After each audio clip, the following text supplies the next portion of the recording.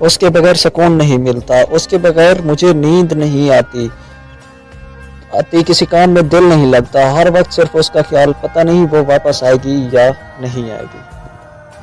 میں ایک لڑکی سے بہت محبت کرتا ہوں، وہ بھی مجھے بہت پسند کرتی تھی، ہم دونوں نے ایک دوسرے سے کچھ نہیں کہا لیکن ہم اچھے دوست تھے۔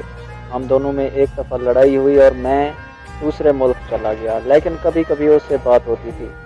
1 سال کے بعد اس نے مجھے کہا کہ وہ مجھے بہت پیار کرتی ہے، میں نے بھی یہی کہا کہ مجھے اس سے تبھی سے پیار کرتا ہوں، لیکن وہ بولی کہ پہلے کیوں نہیں بولے۔ وہ مجھے بولی کہ ایک دفعہ واپس آ کر مجھے مل جاؤ، کیونکہ کچھ دیر بعد اس کی شادی تھی۔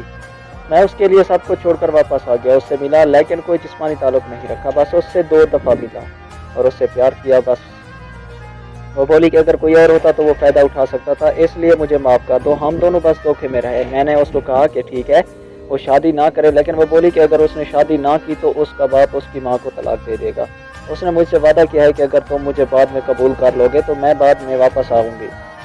اس بار وہ اپنی ماں کے لیے قربانی دے دے، بس اس کی شادی ہوگی، لیکن شادی کے بعد وہ اپنے شوہر کے ساتھ خوش نہیں تھی، کیونکہ اس کے شوہر کے باہر جنسی تعلق تھے، اس لیے 6 ماہ تک میں اس سے فون پر بات کرتا رہا۔ وہ بولتی تھی کہ میں واپس آؤں گی، اگر نہ آئی تو مر کر دکھاؤں گی۔ جہاں اس کی شادی ہوئی وہ اس کے قریبی رشتہ دار ہیں، اس لیے اس کو چھوڑنا بھی آسان نہیں۔ اب تھوڑے دنوں سے مجھے وہ کچھ بدلی سی لگ رہی ہے، بہت زیادہ چڑچڑی ہو گئی، مجھ سے ٹھیک طرح سے بات بھی نہیں کرتی، کہتی ہے میں کیا کروں، میں تمہارے پاس آنا چاہتی ہوں پر مجھے کوئی صورت نظر نہیں آتی۔ اس کے گھر والے ماں باپ اس کا تعاون نہیں کر رہے ہیں، میں اب بھی اس سے بہت زیادہ پیار کرتا ہوں اور اگر وہ واپس نہ آئی تو میں مر